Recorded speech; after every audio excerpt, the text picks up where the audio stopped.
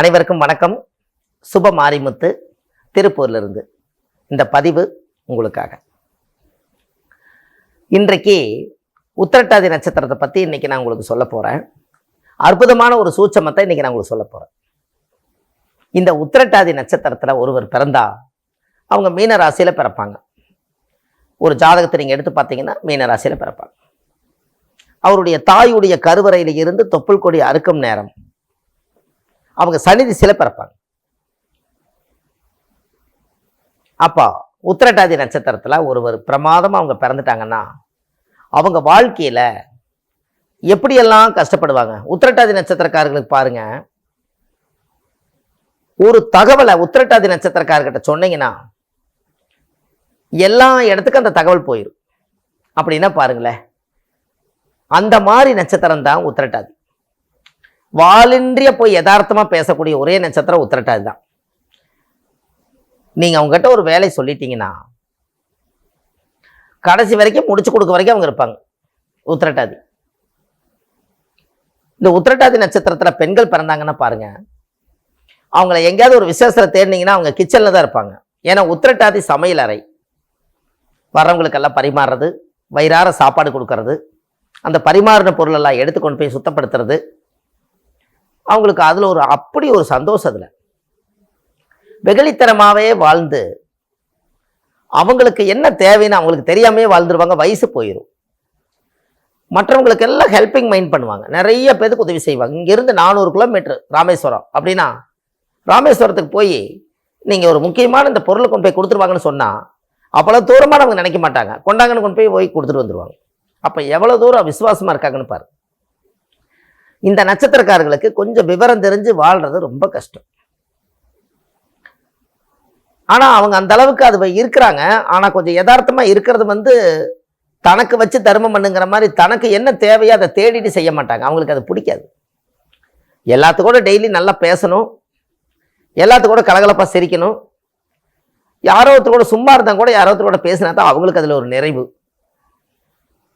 இது அவங்களுக்கு எப்பவுமே அவங்களுடைய ரகசிய பிரச்சனை. இது வாலின்றிய பேசக்கூடியவங்க, வாலின்றிய ஒரு நட்பை உருவாக்கிடுவாங்க. அப்பேற்பட்ட நட்சத்திரம் சனியுடைய திசையில பிறந்ததுனால அவங்க ஒரு நீதிமானத்தை வாழ்ந்திருக்காங்க. உண்மையா இருப்பாங்க. உத்திரட்டாதி ஏன் நான் கிச்சன்னு சொன்னேன்னா, அவங்களுக்கு சமையல் ரொம்ப பிடிக்கும். சமையல் நல்லா டேஸ்டா செய்வாங்க. ஆண்களா இருக்கட்டும் பெண்களா இருக்கட்டும் சமைக்க தெரியும். அவங்களுக்கு சமையல் நல்லா வரும். செய்யறதுக்கு வேணா காலம் அவகாசம் வேணா கொடுத்து வைக்காம இருக்கலாம், ஆனா அவங்களுக்கு செய்ய தெரியும். அப்போ இந்த உத்திரட்டாதி நட்சத்திரத்துல பிறந்திருக்கிறவங்க வாழ்க்கையில 12 ராசியில கடைசி ராசியா மீன ராசி. அவங்ககிட்ட நல்லா இருக்கிறீங்களான்னு கேட்டீங்கன்னா முக்காடு போட்டு அழுவாங்க. அவ்வளவு சுமைகளும் அங்கதான் சேரும். அது மீனம்ங்கிறது கடல் ராசியா, அங்க சேரும். அப்போ அவங்களுடைய மனசுக்குள்ள 1000 வேதனைகளும் சோதனைகள் இருந்தாலும் எல்லாத்தையும் தூக்கி போட்டு மற்றவங்களுக்காகவே உழைக்கக்கூடிய ஒரே நட்சத்திரம் உத்திரட்டாதி. இந்த நட்சத்திரக்காருக்கு யாரை பிடிச்சா, எந்த நட்சத்திரக்கார பிடிச்சா சில காரியங்கள் நடக்குங்கிறது உங்களுக்கு தெரியணும். உத்திரட்டாதி நட்சத்திரத்துல ஒருவர் பிறந்து விட்டால், ரோகிணி நட்சத்திரத்துல ஒருத்தர் யார் இருக்காங்களோ அவங்க தெய்வ அனுகூல நட்சத்திரம். அப்ப இந்த உத்திரட்டாதி நட்சத்திரத்துக்கு ரோகிணி நட்சத்திரத்துக்கு மிகப்பெரிய ஒரு பூர்வ ஜென்ம பந்தம் உண்டு. இந்த ரோகிணி நட்சத்திரக்காரன் நீங்க எங்கேயாவது கூட கூட்டிட்டு போனீங்கன்னா உங்க வாழ்க்கை பிரமாதமா இருக்கும். ஒரு தொழிலா இருக்கட்டும், ஒரு வேலையா இருக்கட்டும், எதுக்கா இருந்தாலும் சரி நீங்க செஞ்சு பாருங்க, உங்களுடைய வாழ்க்கையில ஒரு மிகப்பெரிய மாற்றம் ஏற்படும். இந்த உத்திரட்டாதிக்கு மட்டும் அந்த யோகம் கட்டாயம் உண்டு. ரோகிணி நட்சத்திரத்துல பிறந்திருந்தால் அந்த ரோகிணி நட்சத்திரக்கார ஒரு நட்பு வச்சுக்கணும். எங்க போனீங்கனாலும் அவங்களுடைய உறுதுணை வேணும். தெய்வ அனுகூல நட்சத்திரம் அது. அப்ப இதெல்லாம் உங்களுடைய வாழ்க்கையில நீங்க தெரிஞ்சுக்க வேண்டிய விஷயம் அல்லவா. நீங்க உத்திரட்டாதி நட்சத்திரக்காரு காலையில பசுமாட்டை பார்த்துட்டு போங்க, எல்லா காரியம் நடக்கும். அங்க பாருங்க, ரோகிணி நட்சத்திரம் ரிஷபராசி வருதா, அங்கேயும் மாடு. இங்க உத்திரட்டாதி பசுமாடு தான். ஏன்னா எனத்தோட சேருமா. அப்ப காலையில எந்திரிச்சு பசுமாட்டுக்கு 2 பழம், கொஞ்சம் இல்லாட்டி அருகம்பில்லு. எந்த காரியத்துக்கு போனாலும் பசுமாடு இந்த உலகத்துல எங்க தேடினாலும் கிடைக்கும். 2 பழம் கொடுத்துட்டு பின்னாடி கோமாதாவை தொட்டு கும்பிட்டு போங்க, உங்க வாழ்க்கை பிரமாதமா இருக்கு. கோமாதா உங்களை பார்க்கணும், நீங்க அவர் பார்க்கறது ரொம்ப சந்தோஷம்தான். உங்களுக்கு ஒண்ணு தெரியுமா, ஒரு ரகசியம். உத்திரட்டாதி நட்சத்திரக்கார ரோக நட்சத்திரக்கார கூட்டிட்டு போனா எல்லா காரியம் நடக்கும் போது ரோக நட்சத்திரம் தான் ரிஷப ராசின்ட்டோம். சிவனுக்கு நேர் எதுக்கால பார்த்தீங்கன்னா நந்தி தேவதை தான் வச்சிருப்பாங்க. பிரதோஷ அன்னைக்கு பார்த்தீங்கன்னா சந்தன காப்பெல்லாம் பூசி அவங்களுக்கு நல்ல தீபாரதனை காமிச்சு நந்தி பூஜை நடக்கும்.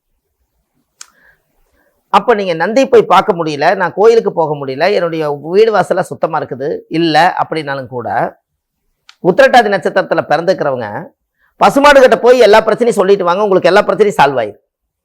அவர் யாரு? அதே சிவனோட அவதாரம் தான். அது தெய்வ சிலையா இருக்கு, இங்க உயிரோடவே இருக்கு. இங்க சொன்னாலும் ஒண்ணுதான், அங்க சொன்னாலும் ஒண்ணுதான். கொஞ்சம் யோசிச்சு பார்த்துருக்கீங்களா? பசுமாடா பார்த்துருப்பீங்க. நீங்க நந்தியோட காதுல போய் சொல்றீங்க இல்லையா, அது நேரா போய் அந்த மனு கொண்டு போய் சிவனுக்கு கொண்டு போய் கொடுத்துரும். அப்ப இங்க சொன்னா அங்க போகுதுங்கும் போது சிலை வடிவத்தில் இருக்கக்கூடிய ஆலயத்துக்கு உங்களால போக முடியலன்னா பசுமாடை பார்த்து சொல்லிட்டு வாங்க, நான் உயிரோடு இருக்கிற பசுமாடு கிட்ட போய் சொல்லிட்டு வாங்க, ஆண்டவனே எனக்கு தீராத கடன் இருக்குது, எனக்கு தீர்த்து கொடு. 2 வாழைப்பழம் வச்சு கொடுத்துருவாங்க. ஒரு பசுமாட்டுக்கு தவிடும் புண்ணாக்கு வாங்கி கொடுத்துருவாங்க, அகத்திக்கீரை வாங்கி கொடுத்துருவாங்க. என்ன உங்களுக்கு கை கிடைக்குதோ மாட்டுக்கு தீவனம் வாங்கி கொடுங்க.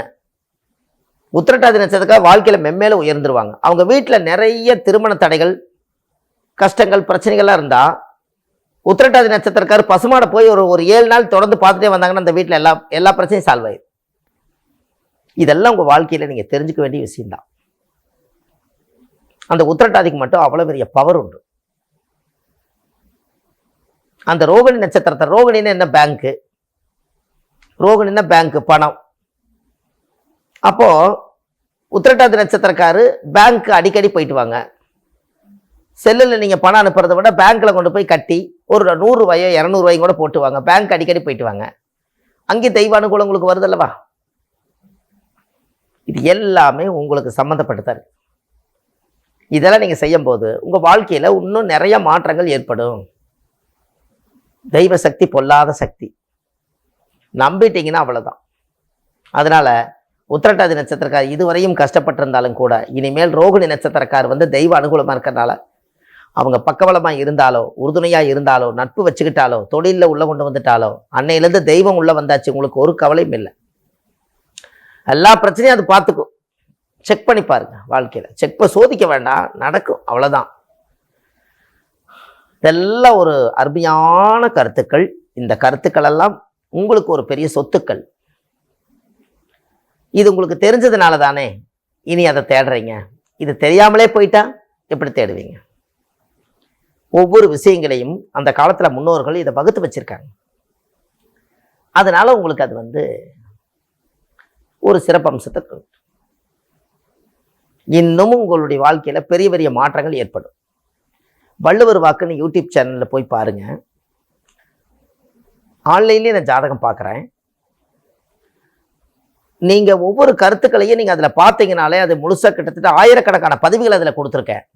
அவ்வளவும் நீங்க தெரிஞ்சு உங்களுடைய வாழ்க்கையில நீங்க ஒரு தெளிவாயிட்டாலே ஒரு மனிதனா இருந்தவங்க ஒரு மகானா மாறினதுக்கு சமமா இருப்பீங்க. அதுல அந்த அளவுக்கு சொத்துக்களும் முத்துக்களும் கருத்துக்களும் அதுல கொடுத்துருக்கேன். அதனால கண்டிப்பா மக்களுக்கு தேவையான விஷயங்கள் அதுல இருக்கு. இதெல்லாம் நீங்க கண்டிப்பா தெரிஞ்சுக்கணும் உங்களுடைய வாழ்க்கையில. அப்ப இத்தனை நாளா உத்திரட்டாதி நட்சத்திரம் தெரியாம இருந்தாலும் கூட இந்த பதிவை உங்களோட போகாம, உங்களுக்கு தெரிஞ்ச உத்திரட்டாதி நட்சத்திரக்கார் கண்டிப்பா யாரோ 1-2 பேராவது இருப்பாங்க, அவங்களுக்கு இதை அனுப்புங்க.